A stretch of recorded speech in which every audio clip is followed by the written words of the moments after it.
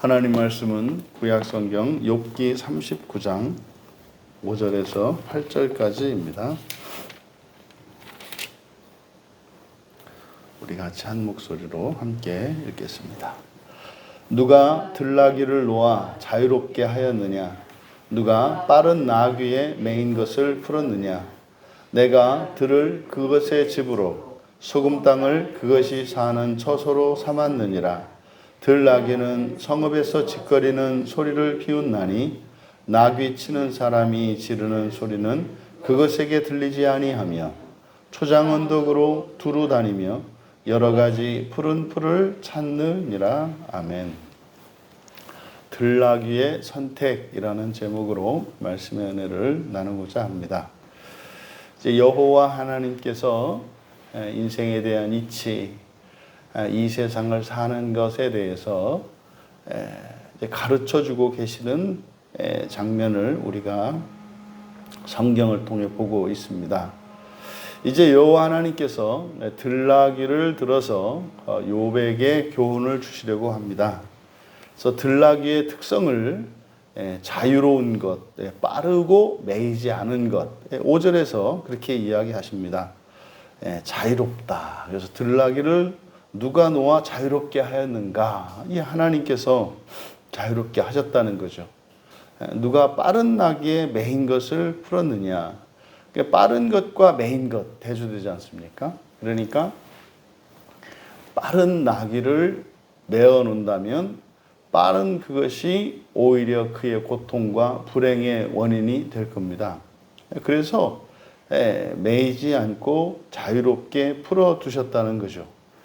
성경에서 이 나귀라고 하는 동물은 그렇게 긍정적이지 않습니다. 그래서 창세기 16장에 이스마엘의 특징으로서 이렇게 난폭하고 싸움을 일으키는 자로 묘사가 됩니다. 그때 이제 이러한 성격을 가지고 있는 것이 들나귀로 표시가 됩니다. 또 예레미야 선지자 같은 경우에는 이것은 인간의 자유분방하다 못해 이제 욕정의 대명사로 쓰이는 것이 이 들나귀입니다. 그러면 성경에서 이야기하는 들나귀의 특성과 여호와 하나님께서 그렇게 하셨다고 하는 이 두 가지를 합쳐보면 오히려 이런 들나귀는 메어두어야 안전한 것이고 자유를 주지 않아야, 그리고 빠르지 않게 하셔야 오히려 이 들나귀는 선한 동물이 될 겁니다.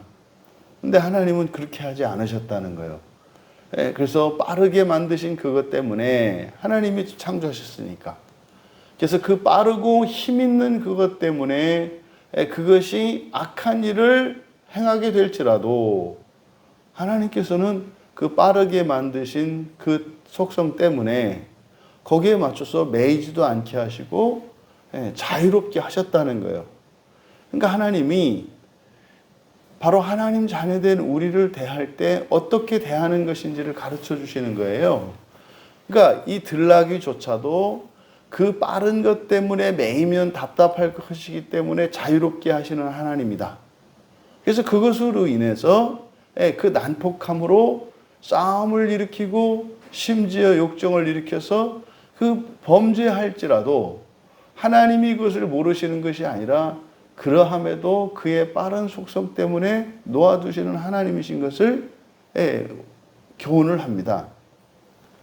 그리고 6절에서는 이제 들나귀의 처소에 대해서 이야기를 합니다. 지금 이것은 욥과 지금 대조하는 것이기 때문에 들나귀의 처소, 들과 소금 땅이라고 이야기를 합니다. 들이라고 번역한 게 이제 고유명사인 아라바 광야. 그 아라바 광야 할 때 이 아라바라는 말이 이제 히브리어인데 고유명사죠. 그래서 그 아라바 광야는 요단강 동편 쪽. 그래서 갈릴리 호수에서 아래 이제 사해에 이르는 그 지역을 이제 아라바 광야라고 합니다. 근데 아라바라고 하는 말 자체가 메마른 사막이라는 뜻이에요. 그럼 여기서 이제 들이라고 하는 것은 그 고유명사의 아라바 광야를 말하는 게 아니라 그냥 메마른 사막, 그리고 또 처소로 주신 소금 땅, 이 소금 땅이 의미하는 바는 예레미야 17장 6절에 보면은 사람이 살 수 없는 척박한 곳이라는 뜻이에요. 그러니까 둘 다 들이나 소금 땅이라고 하는 것은 이거는 살아가기에 어려운 환경, 이 척박한 환경을 의미합니다. 그러면 하나님께서 들나귀의 그 빠른 속성 때문에 그 자유를 주셨다는 거예요.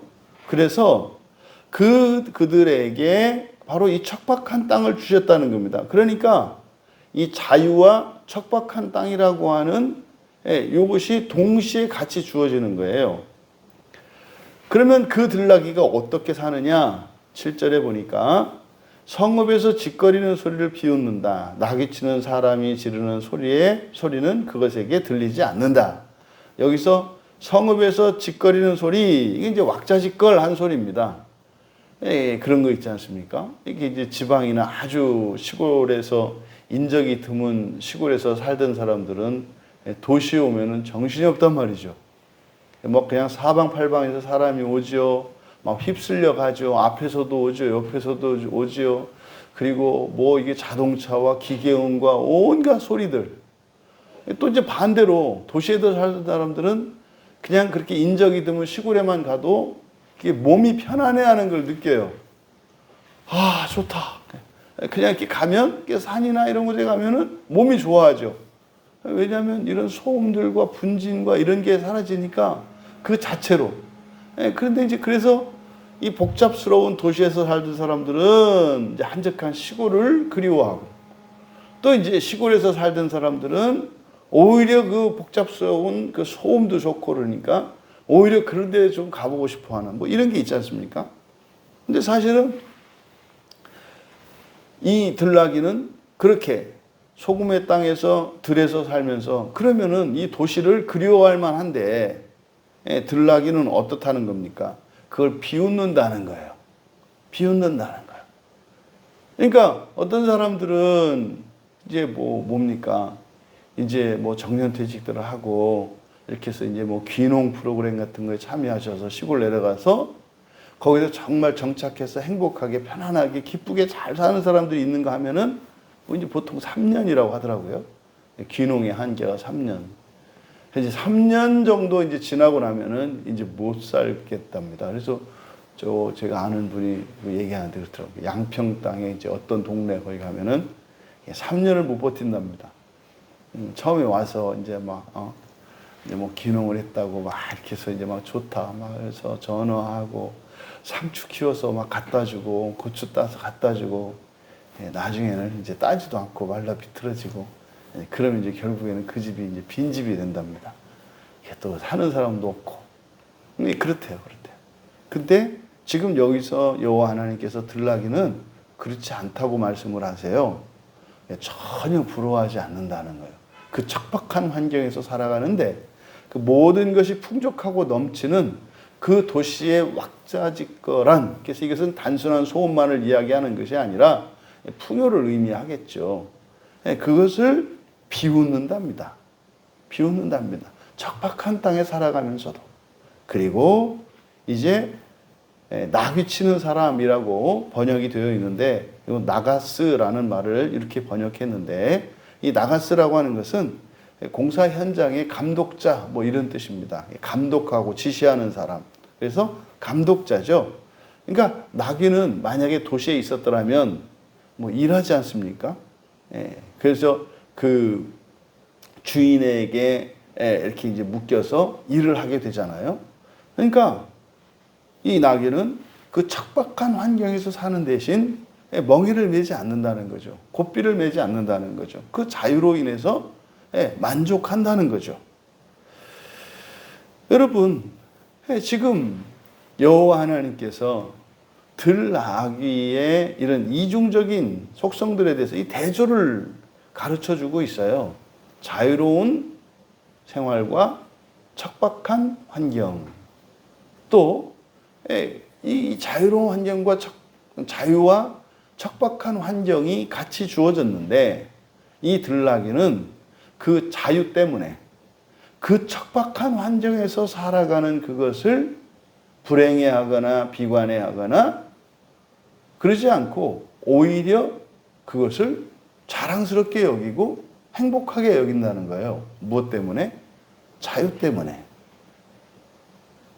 그리고 그러면 그 척박한 환경에서 살아가는 들나귀의 삶은 어떤가?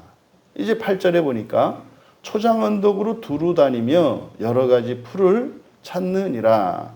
여기서 그냥 초장 언덕 그러니까 뭐 저 풀은 초원 같습니다만 그런 의미가 아니라 여기서 언덕으로 언덕이라고 번역된 이 말이 하르라는 말인데 이 하르라는 말은 하나님의 계시를 받는 뭐 호르산이라든지 뭐 신의 산이라든지 이렇게 아주 높은 산을 의미합니다. 그러니까 거기는 쉽게 사람들이 다다를 수 없는 높은 곳이에요. 그러니까 뭐 산으로 말하자면 산 정상 뭐 이런 뜻이거든요. 그러니까 푸른 초장할 때 푸른 초장 언덕 그랬을 때 풀이 있는 높고 높은 곳 이런 뜻이에요. 그러니까요. 풀을 먹으려면 어떻게 해야 된다? 높은 곳으로 가야 된다는 거예요. 힘들다는 거죠. 그런데 그 초장 언덕으로 두루 다니며 그러니까 이게 지금 우리말 성경이 이제 번역이 잘 안 되니까 여러 가지라고 번역되어 있는데 여러 가지가 아니고 모든입니다. 모든. 다 있대요. 그래서 모든 풀을 찾느니라. 그러니까요. 사람이 이렇게 쉽게 접근할 수 없는 그 높은 곳에서 그러면 분명히 뭐 제한된 이런 것들만 있을 것 같은데 거기에 모든 게 다 있다고 이야기를 합니다. 사실상 이 8절은 들나귀의 선택이 옳다는 것을 가르쳐 주시는 거예요. 들나귀의 선택이. 그러면 지금 여기서 여호와 하나님께서 욥에게 들나귀를 통해서 주시는 교훈이 뭡니까? 들나귀는 자유를 위해서 척박한 환경을 택했고 그 자유를 위해서 척박한 환경을 택했다. 그런데 또 다른 선택이 뭐가 있다는 겁니까? 자유를 없애는 대신 이게 풍요롭고 편안한 환경이 있다는 거죠. 그러니까 둘 중에 들나귀는 바로 이 자유롭고 척박한 환경을 택했다는 거예요. 그러니까 이 세상은 바로 이렇게 우리에게 선택지로 주어지는데 뭐 사람은 그러죠. 자유롭고 편한 곳을 선택하려고 하죠. 그렇게 선택지가 주어지는 게 아니라는 거예요. 이 세상이라는 것은. 그러면 그렇게 사는 사람은 없느냐? 있죠. 또 반대로 척박한 환경에서 살면은 다 자유로우냐? 그렇지 않아요. 근데 하나님께서 우리에게 가르쳐 주시는 이 세상은 두 가지 선택지가 있다는 거예요. 뭡니까? 편안하고 좋은 환경과 매임. 또 하나는 자유로움과 척박하고 궁핍한 환경. 이 두 가지 선택지가 있다는 것을 우리에게 가르쳐 주시는 거죠. 그러면 우리는 이 선택을 해야 됩니다. 그러면 욥은 어떤 선택을 과연 했던 것일까요? 욥은 정말 사탄의 말처럼 어느 정도 환경까지는 거쳤습니다만은 나중에 이제 자신의 건강이 자신의 몸이 무너지니까 모든 걸 저주했단 말이에요. 그게 뭐겠어요? 성읍에서 그 시끄러 들리는 왁자지껄한 소리가 부러운 거죠. 그러니까 이 고난입니다. 여기서 말하는 들과 이 소금 땅이라고 하는 것은 사람이 이 세상을 사는 동안 겪는 여러 가지 고난과 환난의 상황을 말하는 거죠. 그런데 바로 욥은 그때 그것을 저주했잖아요. 그러니까 욥은 현재 욥의 상태가 어떻다는 겁니까? 자유를 택하기보다는 편안하고 풍요로운 삶의 환경을 원했다는 거죠. 여러분 이게 출애굽할 때 이스라엘 백성들이 겪는 거 아닙니까? 광야에서 그들에게 주어진 환경은 바로 선택에 대한 문제였어요. 애굽에서 자유 없이 그냥 주인이 주는 밥 세 끼 제때 먹는 그런 삶과 이제 광야로 나와서 자유를 만끽하되 정말 한 끼 한 끼를 알 수 없는 하나님의 은혜가 아니고서는 먹을 수 없는 그 두 가지 선택지. 그러니까 인생에게는 네 가지 경우의 수로 이렇게 조합하면 나옵니다만 우리가 해야 되는 선택은 두 가지라는 거예요. 그러니까 많은 사람들이 이거를 섞어가지고 다른 조합을 만들어내려고 하는데 그게 안 되니까 그것 때문에 괴로워하죠. 그러니까 지금 들나귀의 생태계를 통해서 지금 사람에게는 그러니까 이 세상을 살아가는 모든 이들이 해야 될 선택지는 자유와 환경이라고 하는 반대되는 이 조건, 이것이 우리의 선택지라고 이야기하는 겁니다. 그럼 들나귀는 자유를 선택했고 자유와 척박한 환경을 선택했다는 거예요. 그런데 들나귀는 어떻게 하더라? 만족하더라. 들나귀는 만족하더라. 성경에서 부정적인 동물로 나타내는 그 들나귀조차도 만족하고 절대로 배부르기 위해서 성읍에 와서 살기 위해서 고삐를 매는 일이 없더라. 근데 욥이 했던 행동은 뭐였다는 거예요? 내가 노예가 돼도 좋으니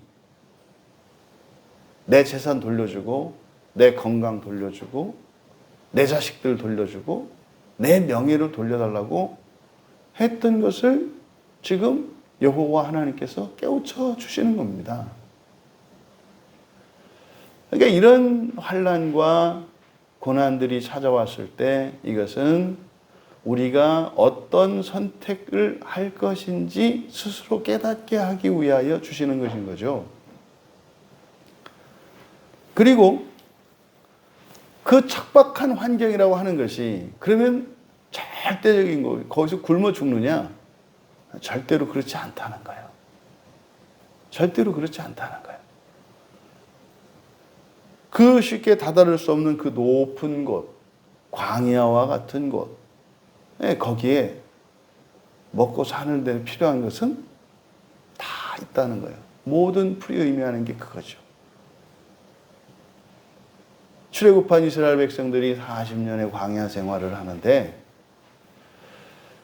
신발 떨어진 적 없었고 옷이 없어서 거지처럼 입은 적도 없었고 하루 세 끼 밥 굶은 적도 없고 밤낮으로 요즘과 같이 이 폭염에 에어컨이 없어가지고 사람들이 막 죽어나가는 이런 일도 없었고 그 한겨울 추위보다 더 추운 그 추운 광야에서 동상 걸리고 죽는 사람 하나도 없었다는 거예요. 하나님이 창조하시고 더군다나 그 죄를 짓고 그 욕정과 폭력으로 시달리는 나귀조차도 하나님이 먹이신다는 거죠.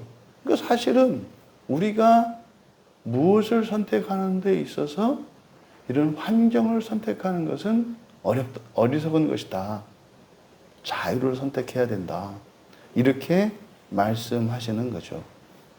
여러분, 사람의 인생은요, 관점과 선택에 따라서 만족할 수도 있고 불만족스러울 수도 있다는 사실이에요.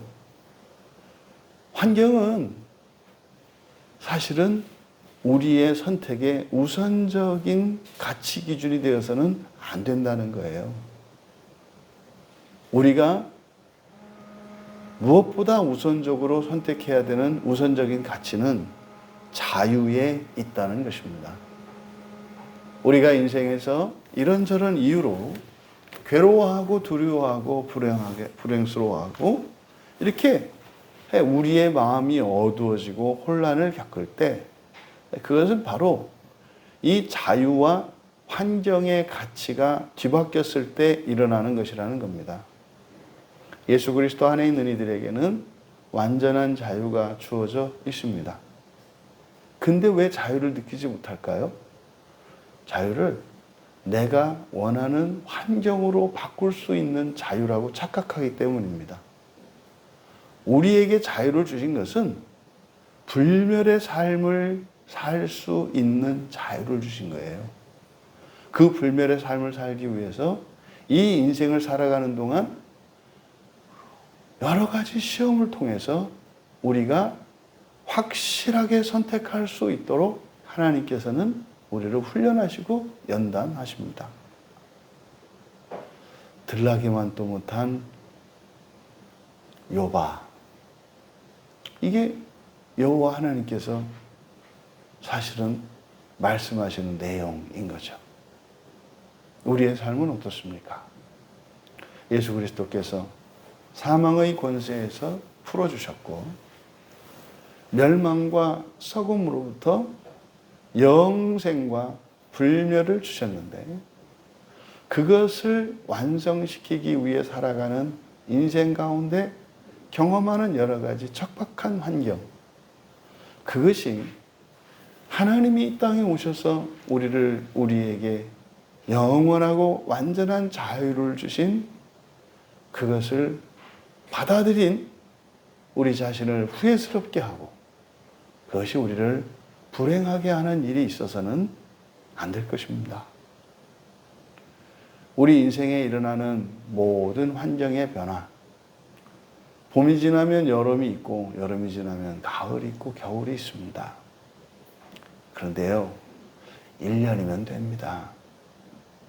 한 해를 제때 씨 뿌리지 못하고 제때 거두지 못해서 추운 겨울을 그렇게 소금의 땅과 같고 들과 같은, 그리고 까마득히 높은 산과 같은 그 겨울이 한 해면 돼요. 한 해. 한 해만 지나서 그 다음 해에 우리가 실수를 깨닫고 신앙을 붙들고 우리에게 주신 자유로 그 구원의 완성을 위하여 순종하며 살아간다면 우리의 삶에는 반드시 만족이 있을 것입니다. 오히려 이전에 좋아 보였던 그러한 삶을 비웃을 수 있는 그런 깨어난 영적인 하나님 나라 소망으로 살아가는 우리가 될 줄 믿습니다. 최소한 들락이 수준은 되는 우리 모두 되시기를 주님의 이름으로 축원합니다. 존귀하신 하나님, 들락이의 선택에도 미치지 못하는 어이없는 일들이 저희들의 인생에도 있었음을 고백합니다. 하나님의 전능하심과 신실하심과 사랑하심을 늘 잊지 않게 하시고 환경에서 일어나는 일시적인 어려움과 역경과 시련조차 속히 지나갈 것이며 오히려 그것은 우리의 신앙을 연단하고 우리의 가치관을 바로잡는 과정인 것을 믿으며 감사합니다.